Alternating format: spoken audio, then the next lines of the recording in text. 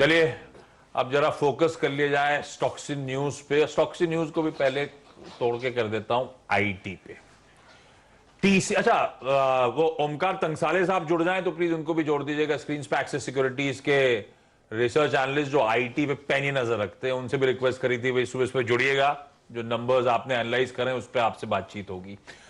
ओमकार जी good morning, आ रहा हूं आपके पास, लेकिन पहले हर्षदा के पास चलेंगे। ये समझ लिया जाए कल बाजार बंद होने के बाद शाम को जो टीसीएस के नंबर्स आए, उत्साह उससे रिलेटेड आपने देखा होगा सोशल अपने मीडिया में, ट्विटर वगैरह में, नंबर वाकई बहुत अच्छे हैं। क्या उम्मीद से बेहतर परफॉर्मेंस है आशीष, और खासतौर से मार्जिन के फ्रंट पर अच्छा परफॉर्मेंस कंपनी ने दिखाया है।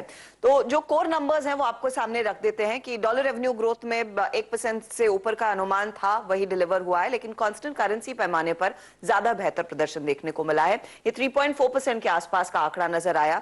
एक्सपेक्टेशन थी 4% के आसपास का आंकड़ा नजर आया है। पहली दफा 10,000 के ऊपर का प्रॉफिट का आंकड़ा कंपनी ने डिलीवर किया है। अनुमान था 8% तक की प्रॉफिटेबिलिटी ग्रोथ देखने को मिलेगी। Dollar revenue growth absolutely in line देखने को मिला है।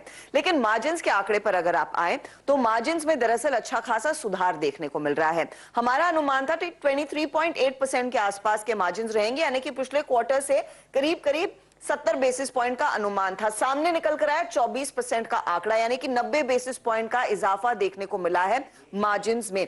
मार्जिन पिक्चर पर कंपनी ने यह भी कहा कि FY23 के अंत तक, यानी कि Q3 Q4 में ये 24% का मार्जिन 25% तक आता हुआ दिखाई देगा, और अगले साल फिर वो 26 से 28% के दायरे में इन मार्जिन को आता हुआ देख रहे हैं। तो मार्जिन को लेकर कमेंट्री बहुत मजबूत थी, और मार्जिन में मजबूती की वजह एक है करेंसी का आउटलुक, और करेंसी जिस तरह से डॉलर मजबूत होती हुई दिखाई दे रही है उसका फायदा इनके हाथ लगता हुआ दिखाई दिया है।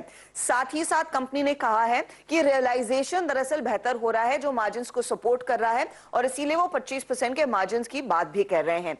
हर तिमाही में यहां पर वो कह रहे हैं कि 7 to 9 बिलियन डॉलर की जो एस्पिरेशनल डील विंस हैं वो डिलीवर करने के लिए कॉन्फिडेंट है। इस क्वार्टर में क्या हुआ, 8.1 बिलियन डॉलर का इन्होंने डील वाला आंकड़ा सामने रखा, जो पिछले क्वार्टर में 8.2 था, तो वहां पर स्टेबिलिटी देखने को मिली है। अब जो सरप्राइज आया है वो दरअसल यूरोप और यूके के मार्केट से आया, क्योंकि बाजार भर में यह चर्चा हुई थी कि यूके और यूरोप में दरअसल दबाव देखने को मिलेगा। यूके के मार्केट में लगभग 15% का इजाफा, यूरोप, कॉन्टिनेंटल यूरोप में लगभग 14% तक का इजाफा देखने को मिला।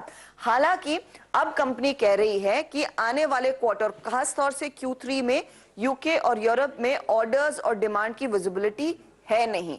वहां पर अगर एनर्जी क्राइसिस बढ़ जाती है तो ऐसा हो सकता है कि काफी सारी इंडस्ट्री बंद हो, उसका इंपैक्ट इनके बिजनेस पर आएगा। तो वो एक चीज है जो कमेंट्री में दरअसल थोड़ी सी आप नेगेटिव पढ़ेंगे, बाकी आंकड़े पॉजिटिव है। अमेरिका में स्लो डाउन की इस समय चिंता नहीं है, बस दो एरियाज है जहां पर उन्होंने कहा कि थोड़ा सा इंपैक्ट डील्स पर पड़ा है। एक तो इंश्योरेंस रिलेटेड प्लेस, और साथ ही साथ मॉर्टगेज बैक लेंडिंग वाला जो कारोबार इनका है, जहां क्लाइंट्स को सर्विस करते हैं, वहां पर थोड़ी सी दिक्कत है। लेकिन रिटेल में कोई दिक्कत नहीं, ऑटो में कोई दिक्कत नहीं। एक और चीज ध्यान में रखनी है वो अट्रिशन का आंकड़ा। अट्रिशन इस क्वार्टर में 21.5% पर आया, यानी कि वहां पर एक इजाफा देखने को मिला। ये 19.5% से बढ़कर 21-21% पर आया। अब कंपनी कह रही है कि यहां से अट्रिशन कम होता हुआ दिखाई देगा। दूसरी तरफ आपकी नजरें होनी चाहिए हायरिंग पर। हायरिंग का आंकड़ा पहली बार 10,000 के नीचे का है। 9,840 कर्मचारी ही कंपनी ने हायर किए हैं। अब कंपनी कह रही है कि अट्रिशन थोड़ा सा पीक हो रहा है, तो आगे शायद कम लोग नौकरी छोड़कर जाएंगे, तो ज्यादा लोगों की जरूरत नहीं होगी। साथ ही साथ मूनलाइटिंग पर भी कंपनी ने कह दिया टीसीएस के लिए अनएथिकल है। हालांकि आगे चलकर अगर देश भर में एक हाइब्रिड मॉडल की बातचीत होती है, जिसका इंडिकेशन कुछ मिनिस्टर्स कर रहे थे, तो उस पर कंपनी एक पॉलिसी बनाने के बारे में सोच सकती है। इस समय मूनलाइटिंग का कोई केस नहीं आया है, और वो अपने कर्मचारियों के परफॉर्मेंस से संतुष्ट है। तो ये है टीसीएस की कहानी। नंबर्स से पहले कल अच्छे मूव्स ऑलरेडी थे। ओमकार जी, ये सारी ब्रोकरेजेस इंक्लूडिंग आपकी सब वैसे ही मान रहे थे Q2 तो रेजिलिएंट रहेगा, Q2 का परफॉर्मेंस तो ठीक ठाक ही रहेगा। आपका आकलन क्या है इन नंबर्स पे, और ज्यादा इंपॉर्टेंट था आगे का आउटलुक, आगे की कमेंट्री, उसमें ऐसा कोई भरोसा तो मिला नहीं है। अभी भी कंसर्न्स तो वैसे कि जस के तस रखे हुए हैं। सेक्टर में ये जरूर मानना था कि डिमांड सिनेरियो जो है वो रेजिलिएंट रहेगा, क्योंकि जो स्लो डाउन आता है जो कि एक स्लो प्रोसेस है अभी फिलहाल तो, कि तुरंत नहीं होगा। एक्सेंचर के रिजल्ट देखे या भी बाकी कंपनीज के रिजल्ट देखे तो एक डिमांड सिनेरियो रेजिलिएंट होते हुए दिखा रहा है अक्रॉस जियोग्राफीज। अभी टीसीएस ने ये क्वार्टर में सबसे ज्यादा परफॉर्मेंस यूरोप साइड में अच्छा किया है, which was a big surprise according to me, rather than the US। And उसका रिटेल वर्टिकल है या फिर अदर वर्टिकल्स है CPG which will be largely may impact due to uncertainties from the economic activities, उसको ज्यादा impact करती है, लेकिन वो बहुत अच्छा परफॉर्मेंस करते हुए दिखा रहा है। तो स्पेंड कट्स वहां से किधर दिख नहीं रहे फिलहाल तो। आगे जाके management is very cautious about expenditure and engagement with the client, but फिलहाल तो Rajesh Gopinathan was very keen on there is no spend cuts as of now, the dependency and the automation process still is going on. There is a robust demand for digital and for the cloudification of the data or cloud transformation of the data from across industries, so demand तो resilient होते हुए दिख रहा है। आगे जाकर भी अगले एक या दो क्वार्टर्स में हम लोग देख सकते हैं कि डिमांड सिनेरियो मजबूत हो सकता है। हालांकि जैसे कि मैडम ने बताया there can be a volatility and company में तो अभी अनसर्टेनिटी जो है आउटलुक को लेकर वो फिलहाल की तो लिंगर कर रही है। अब देखते हैं सब्सिक्वेंट क्वार्टर्स में कितना एक्चुअल पेन आना शुरू होता है। अभी कोई दिक्कत नहीं, Q2 का परफॉर्मेंस बढ़िया था। अरे एक बार आईटी का इंडेक्स दिखाइएगा। कल वो सुबह का बोल्ड कॉल था भाई कि मूव आएगा। कल आईटी इंडेक्स 700 750 पॉइंट, ये निफ्टी आईटी 750 पॉइंट दिन के लोज से रिकवर होकर क्लोज हुआ था। पर ये अनुज आज भी साल के हाई से 30% नीचे ही नजर आएगा आपको। इसके कल रात में स्टडी करी क्या खबरें, क्योंकि अभी मैं इन्फोसिस पे भी जाने वाला हूं। पोजीशनिंग बहुत इंपॉर्टेंट है आशीष। और देखिए एक चीज देखिए क्या माहौल हो गया है। मतलब एक्सपेक्टेशन था टीसीएस की 870 मिलियन का डॉलर रेवेन्यू डिलीवर करेगा, 7 मिलियन से बीट किया उसको सिर्फ, ठीक है। मार्जिन में एक्सपेक्टेशन था कि 23.8 आएगा, 24 सिर्फ 0.2 से बीट किया है। लेकिन माहौल अब ऐसा बन गया है कि मैसिव बीट आ गई। क्यों? क्योंकि डर बहुत था। डर ये था कि आगे जाके जो मार्जिन है क्या वो एक स्ट्रक्चरल इशू बनेगा आईटी कंपनीज के लिए। सबसे बड़ा जो डर था पिछले क्वार्टर में वो था कि जो मार्जिन है इसकी ट्रेजेक्टरी क्या लोअर एंड लोअर होगी। अब अगर टीसीएस बोल रहा है कि 23% बजाय उन्होंने 24 कर दिया और उनकी विजिबिलिटी है कि 25 भी कर देंगे वो आगे जाके, तो यहाँ पे जो है मुझे लग रहा है कि एक बार के लिए अब आईटी में बॉटम बन गया है। अभी हम देखेंगे इन्फोसिस क्या बोल रहा है, क्योंकि वो अब बेलवेदर है। टीसीएस भले सबसे बड़ी कंपनी है लेकिन सेंटिमेंट बेलवेदर इन्फोसिस है, तो इन्फोसिस क्या बोलता है ये देखेंगे। लेकिन अभी के लिए जो है ना एक इस समय आईटी में आपको एक बॉटम बन गया है, बिकॉज इन्होंने मार्जिन बोली, इसीलिए एडीआर अगर आप देखेंगे सबके सब 2-3% ऊपर है। तो आईटी में वो जो बड़ी ट्रेड थी शॉर्ट की वो शायद अभी खत्म हो गई है। अभी कुछ टाइम के लिए आपको शायद आईटी में भी बाय ऑन डिप्स, जैसा कल हुआ लोअर लेवल से अच्छी रिकवरी आई, तो बड़ी ट्रेड शायद आपको आईटी पे बाय ऑन डिप्स की मिलेगी rather than sell on rally, specially उन दिनों में जहां पे नैस्डैक काफी डाउन होगा। उसकी वजह से अगर इंडियन आईटी स्टॉक नीचे स्टार्ट करते हैं तो मेरे ख्याल से आज शायद कोई ट्रेड ना मिले आपको, क्योंकि पिछले एक घंटे में लास्ट के 1 घंटे में काफी तेज बाइंग हुई थी। आगे जाते हुए देखिए यूएस मार्केट में क्या हो रहा है वो बहुत इंपॉर्टेंट है आईटी कंपनीज के लिए। क्या इन्फ्लेशन बड़ा इशू है या रिसेशन बड़ा इशू है? अगर इन्फ्लेशन बड़ा इशू है तो आईटी कंपनियां ऊपर जाएंगी, रिसेशन बड़ा इशू है तो आईटी कंपनी नीचे आएंगी। बहुत सिंपल क्राइटेरिया है। इन्फ्लेशन अगर बड़ा इशू है इसका मतलब कंपनियां स्पेंड कर रही हैं, यूएस में स्पेंडिंग बहुत ज्यादा है, तो इसके लिए आईटी कंपनीज के लिए धंधा काफी अच्छा है। रिसेशन का फियर है उसका मतलब कंपनियां जो है अपना एक्सपेंडिचर कम करेंगी। इसके लिए यूरोप यूके वगैरह ये सब के सब एंसिलरी इश्यूज हैं, एड ऑन है। मेन चीज जो है यूएस में क्या हो रहा है, और यूएस में इसके लिए ये आगे जाके देखना है हमको कि इन्फ्लेशन बड़ा कंसर्न है या रिसेशन बड़ा कंसर्न है। वहां पे सारा का सारा सारे यहाँ पर। इंटरेस्टिंग। ओमकार जी क्विकली बताओ कल की स्टडीज क्या कहती हैं? 3100 रुपए पे टीसीएस खड़ा है, आप लोग खरीद रहे हो क्या? क्या प्राइस, पहले क्या प्राइस टारगेट थे, अब क्या रिवाइज करें इस रिजल्ट्स के बाद?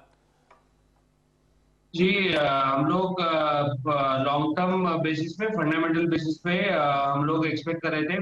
पिछली बार तो 3600 था, लेकिन हम लोग रेकमेंड कर रहे हैं 3460 पे बाय करने के लिए, which indicates an 11% of upside potential from the current levels. ठीक है, कल ऑन FY 24 अर्निंग्स। ओके, कल लास्ट के आधे घंटे में राजेश सतपुत्र जी ने टीसीएस की 3100 की कॉल रेकमेंड की थी। और उन्होंने 3100 की एक बार टीसीएस की कॉल जरा लेकर आए। उन्होंने कहा था कि मेरे ख्याल से 150 रुपए के करीब का टारगेट दिया था, 90 रुपए पर थी वो शायद टीसीएस की कॉल, अगर मेरी मेमोरी सही है तो। देखिए 91.65 पे थी। राजेश जी, यही कॉल थी आपकी 3100 की टीसीएस की, और आज आपका टारगेट खुलते ही मीट होगा मेरे ख्याल से, तो उसको बुक कर लें।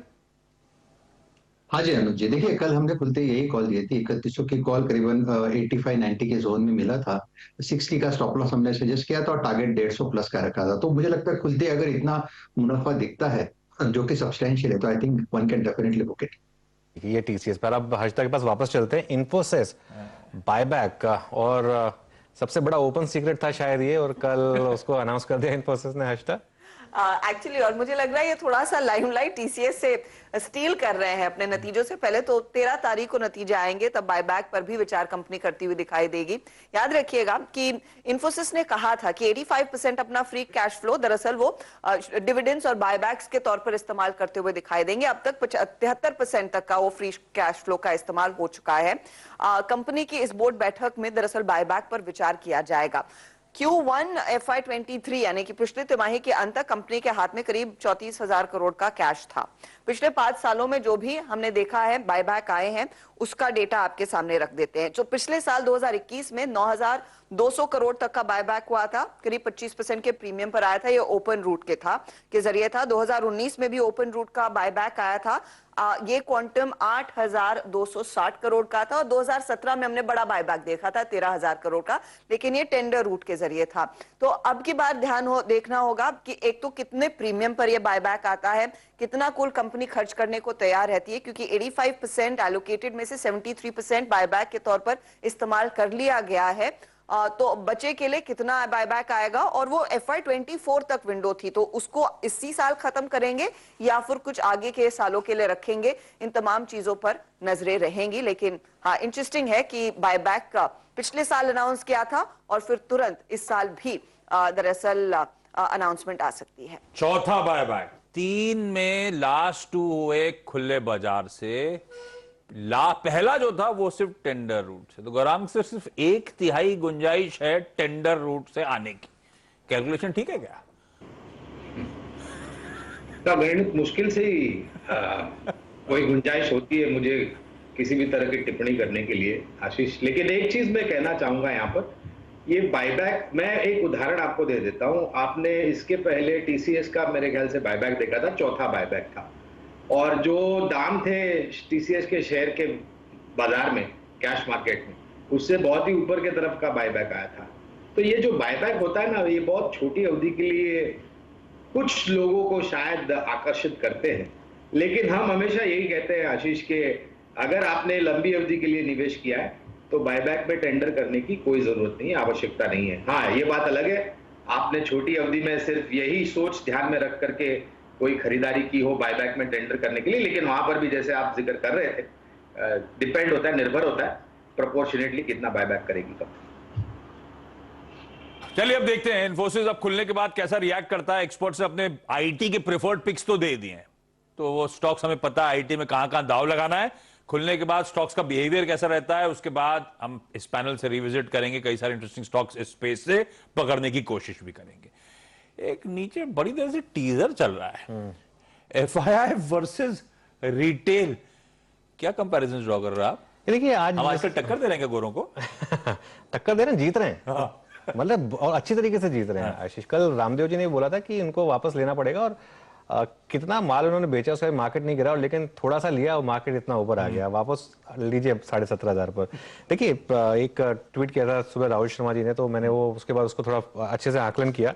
तो जो एफआईआईज के शॉर्ट्स हैं वो हैं रिकॉर्ड हाई पे। सुबह मैंने डिस्कस किया कि रिकॉर्ड हाई पे एफआईआई के शॉर्ट हैं, लेकिन हर शॉर्ट के सामने एक लॉन्ग होता है। ये तो एक मार्केट का नियम है। ओपन इंटरेस्ट तो ओवरऑल 0 है, नेट ओपन इंटरेस्ट। कोई अगर शॉर्ट कर रहा है तो कोई तो लॉन्ग कर रहा है। वो लॉन्ग कौन कर रहा है? वो लॉन्ग कर रहा है रिटेल। अब देखिए एफआईआई का जो शॉर्टिंग है वो रिकॉर्ड लेवल पर, रिटेल की लॉन्ग पोजीशन आशीष रिकॉर्ड लेवल पर। इस समय एफआईआई की हमने शॉर्ट की बात की 1.1 लाख कॉन्ट्रैक्ट की, रिटेल का लॉन्ग देखिए आप 1.56 लाख, हाईएस्ट एवर। रिटेल जो है इस समय मार्केट में हाईएस्ट एवर लॉन्ग पोजीशन पे है। अब आप नॉर्मली नोटिस करेंगे कि पिछली बार क्या हुआ था जब ऐसा हुआ था। पिछली बार जब ये हुआ था कब हुआ था? जून में। जून में जब मार्केट में तहलका मचा हुआ था, मार्केट सिर्फ नीचे जा रहा था, ऐसा लग रहा था कि सब कुछ खत्म हो रहा है और एकदम कैपिचुलेशन आ गया था। वहां से निफ्टी में कितनी रैली आई? 15%। 15% की रैली आई निफ्टी में वहां से। और ये 3 बार ऐसा हुआ है पिछले 12 साल में। ये 3 बार ऐसा हुआ है कि जब एफआईआई के जो शॉर्टिंग है वो रिकॉर्ड हाई पे है और जो रिटेल की लॉन्ग पोजीशन है वो रिकॉर्ड हाई पे है। तीनों की तीनों बार रिटेल जीता है एफआईआई के अगेंस्ट। तो हम, क्योंकि मैं इनफैक्ट एक चीज को अब बिलीव करता हूं कि अब आगे जाता हूं, क्योंकि ये हमारे ना लेगेसी रीजन बना हुआ है कि हम सिर्फ एफआईआई के आंकड़े देखते हैं। मैं कहता हूं अब हमको आगे जाते हुए ना डीआईआई और रिटेल के आंकड़े देखने चाहिए, क्योंकि सबसे बड़ी जो मार्केट की इस समय पावर है वो डीआईआई और रिटेल है। सबसे ज्यादा पैसा ये लोग लगा रहे हैं। तो हम अपनी मार्केट पे ध्यान देना। अब हम इनफैक्ट एक नीलेश जी बोलते थे कि अब हमने अपनी पूरी की पूरी इक्विटी ओनरशिप दे दी एफआईआईएस को, अब एक तरीके से हम उनसे वापस ले रहे हैं, तो अच्छी बात है ना। तो इसके लिए इस चीज पर ध्यान रखिए। देखिए ये दो जो पिछली जो कोविड के बाद जब हुआ था उसमें ये सिचुएशन थी, उसमें मार्केट ने वहां से फिर जबरदस्त रैली दिखाई थी। एक बार अभी मैंने जून की बात की, और उससे पहले अप्रैल 2018 में भी यही आंकड़ा था जिसमें एफआईआई की शॉर्ट पोजीशंस और जो रिटेल की लॉन्ग पोजीशंस हैं वो इसी लेवल पे थी। हर तीनों बार मार्केट ने वहां से जबरदस्त आपको पॉजिटिव रिटर्न दिया है। तो ये एक तरीके से एक मार्केट में बड़ा टेक्टोनिक शिफ्ट है, और इस शिफ्ट को आप जितनी जल्दी रियलाइज कर लेंगे आपके लिए उतना अच्छा है। बढ़िया। तो ये है भाई एफआई वर्सेस रिटेल, और हम किस तरह से, ये हम नहीं भरोसा करेंगे इंडिया ग्रोथ स्टोरी पे तो कौन करेगा। ठीक भी है। यतिन आपको अब आपकी स्क्रीन पे नजर आएंगे और यतिन ने कुछ दिन पहले आपको एक आवाज की एक्सक्लूसिव खबर दी थी कि इंडिया सीमेंट के MP assets on the block है, सिर्फ मध्य प्रदेश के वो एसेट्स। कल उस खबर पे यतिन के पीछे दिखाई स्क्रीन पे लगा हुआ, लिखा हुआ है, खबर पे मोहर लगती हुई आपको नजर आई है। तो यतिन की जुबानी सुन लीजिए वो खबर क्या है। यतिन क्या अपडेट्स हैं? गुड मॉर्निंग आशीष। देखिए इंडिया से